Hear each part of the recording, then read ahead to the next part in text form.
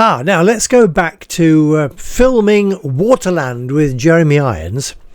After that first day, the first session at Weybourne Station with Robert and myself and 2 horses, the second session was a lot more demanding and it got very hairy. Lots of things happened that we didn't expect. It was a night filming session. We had to be there for about midday in Walsingham itself. We took 2 vehicles. We had the big horse box we had on hire from Sleaford.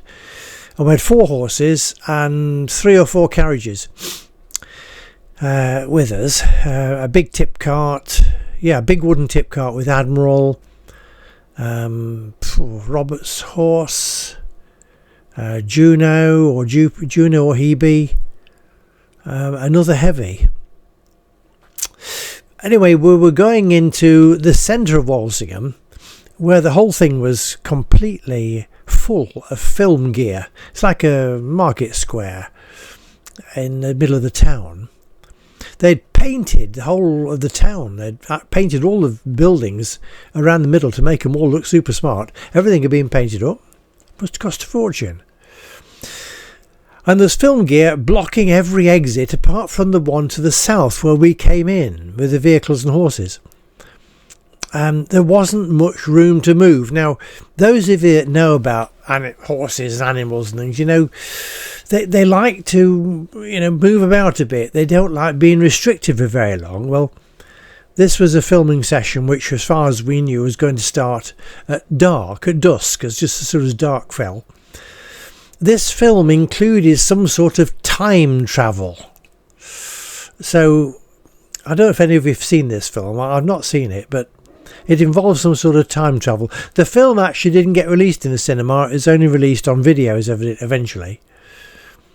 I don't know if Jeremy Irons particularly liked what he was doing, but anyway, I suppose it paid the bills, as with us.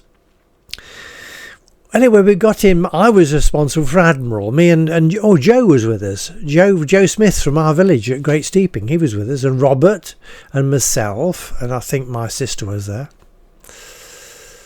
And I was responsible for Admiral, and he was in a big wooden tip cart, a big one with big wooden wheels. It was a door. It was from Daubney's Old Leek. It had been built by Grattans. TT Grattans at Boston, built in their workshop in Wide Bargate, or just off Wide Bargate. It's quite an oldie. It's from very early 1900s. And they wanted this thing then, because it's agricultural, in the square. And when the filming started, it was going to be full of rowdy youngsters who were supposed to be well oiled by beer. And they were getting a bit excited in the back of this cart. They got glass bottles made out of sugar glass so they could break them. And, well, that wasn't terribly encouraging for a start, especially when he got control of a big horse. Admiral's a Suffolk Punch. Now, next to us was a pub sign which had been erected. There wasn't actually... Well, there was a pub. Just off where we were, there was a pub just to one side behind us. And there was a pub sign, and connected to that was a wire to the ground. And evidently, when they started filming, there was going to be a rocket that went up this wire and hit the pub sign in a shower of sparks. And that was next to Admiral as well. So by the time we'd had looked round and found out that once we were in the square, there was no way out. Folks like this, don't appreciate what animals can do. Anyway, later on in the evening, they learnt that, in fact, I must remember to look at this camera, because I know the last 2 films I've done, I've been looking into space, but the camera's up the top here, just hanging on above the screen, so I must remember to look at the camera. Yeah, after that filming session, then they did learn a bit about what animals can do, because Admiral escaped. I was supposed to be looking after him. Anyway, this filming session went on, and it went on and on and on, and they'd take 1 and take 2, take 45, it seemed to go on all night.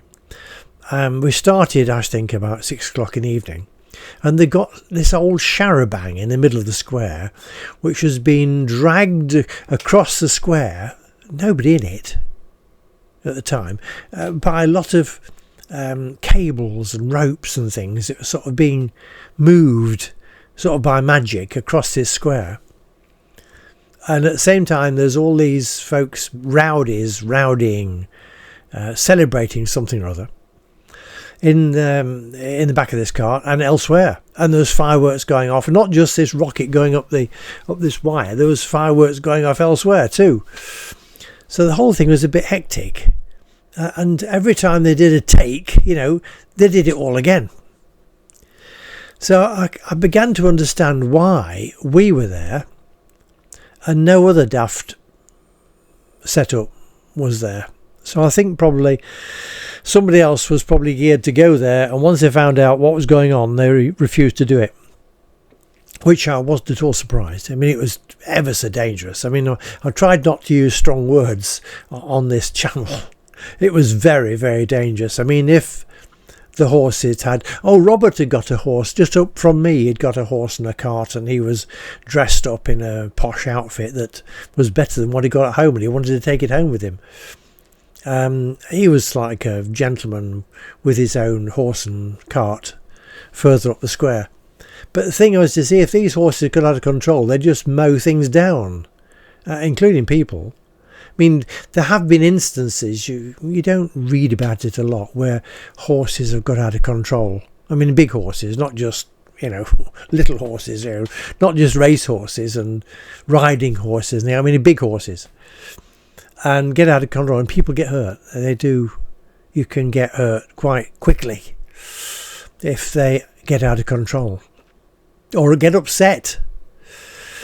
So this was a very difficult evening.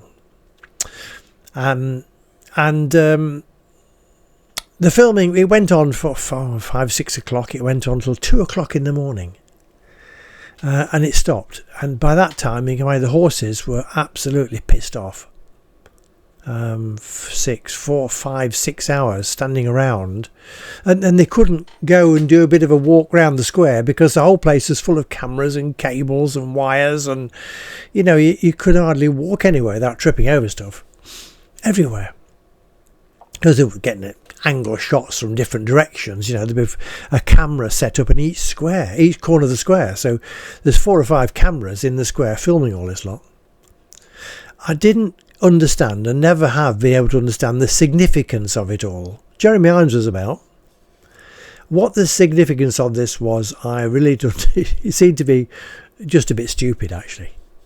Anyway, we were getting paid for it, and as long as we did our job, which in fact we did, then, there we are. 2 o'clock comes along and it's time for a break. And there's a catering bus, the one I showed you in the previous film, was doing food for folks. So a couple of us stayed with the horses. The others went off to get some food. And then it might have been earlier in the evening, the food, and then there was another session. But, all right, we'd had sometime during the evening, we had some food. It's a long time now, 1991, to remember exactly what happened minute by minute. I just know it was very hairy. So we'd had this food, and then most of the folks, pissed off to the pub. Well, they did. So I was left in charge of Admiral, and even Robert and Ruth and Joe, they all went off to this pub with everybody else. It was just in the corner of the square. We were like that, and then round the back of us was this pub sign, and behind it was this big pub. I'll try and find a picture of it, see if we can get some idea of what I'm talking about. Anyway, I was taking his photos, you see, and the Admiral seemed fairly settled. There wasn't much going on. Everything was a bit quiet. I think he got a nose bag or something to keep him happy. He hadn't been anywhere much though, you see. He wasn't too happy because he hadn't budged for 4 or 5 hours, 6 hours maybe. I went to take some photos. Next thing I know, Admiral has decided to take himself off, and he'd seen everybody going to the pub, so he followed. Trouble was, he'd got this huge Lincolnshire two-wheeled farm cart attached to him. And as he set off, of course, this thing was grumbling along. There's nobody with him. I was just a few yards away. I managed to catch him just before he got himself stuck in the pub door. He went over the pub tables and benches outside the pub with his cart and totally destroyed them. They were absolutely nothing left of them. They were just matchwood. And on the way, of course, that upset him a bit more because there's this noise going on behind him, because horses got blinkers on that, you see, so they're not supposed to see what's going on. And he was heading for the pub door because he saw all his folks in the pub, and he eventually managed to get himself jammed in the pub doorway. And I think it was Ruth or Robert was telling me afterwards that they saw this chap coming through the pub door in haste, saying there's a horse after him. A horse is coming after him through the doorway. Next thing you know, there's Admiral, and he couldn't get through the door because his collar stopped him. It's too wide. And of course, he's a big chap. I mean, his Suffolk Punch is the heaviest of all the heavy horses of England. All weigh at least a ton. So he got himself jammed in the pub doorway. With his head was inside, collar was jammed in the door hole, and behind him, among all this wreckage of tables and benches, was the big cart. Quite funny, really. I thought it was quite funny. But anyway, the director turns up, and Ruth told him, well, what the hell do you expect? The poor old horse has been... This is just very calm language. I mean, after 6 hours of being cooped up in all that lot, and you couldn't budge anywhere, and Ruth decided she now and again she could get a bit het up, and she told this chap that what did she expect after the horse had been stuck in a corner for all this time and unable to go anywhere and do anything? He'd had enough. And so that was it. And she says, we're going home now anyway. She says, we probably won't come back. She says, that was absolutely terrible. She says, we didn't know all that lot was going to happen. I'm not surprised you didn't tell us, because if you'd told us exactly what was going to happen, we wouldn't come. We wouldn't have come. And we're not going to come back. So we went off, made our way back. We got the horse out the cart and managed to. Once we got him out the doorway, out the pub doorway, then folks could come and give us a hand. And we got him back to the wagon and settled down in his stall and gave him something to eat, and we loaded everything else up. We got a Land Rover and a trailer with 2 or 3 vehicles on that, and we got another trailer behind the lorry with another couple of vehicles on it, and 4 horses in the lorry. Because it's a lot of work, hell of a lot of work, and looking after all these animals as well. And so we went off home. At the end of that, we were all absolutely knackered, do they say? Are you allowed to say that? Well, we'll just see if they allow it. We were all well worn out. So, in fact, we did go back, and I shall tell you a bit about going back on the last little bit, but we did go back because they needed continuity and something else in some of the shots and stuff like that. So we at the time, we hadn't got a fax machine, and no, nothing like that. And we got a portable phone, but they weren't like portable phones nowadays, you know.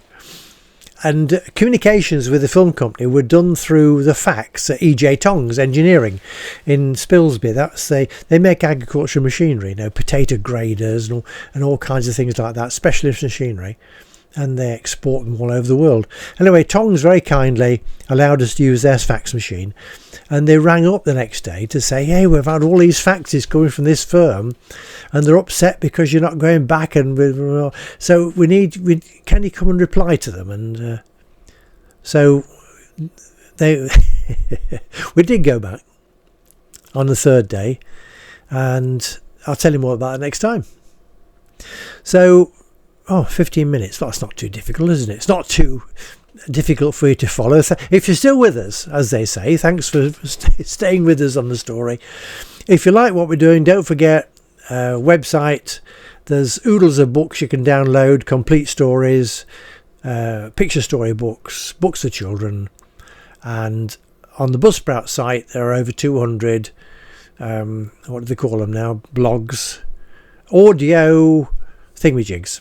You can download them. They last about from 10 to 20 minutes each one. It's all free to download. Hope you've enjoyed it. We've enjoyed telling you the stories. Until the next time, cheerio!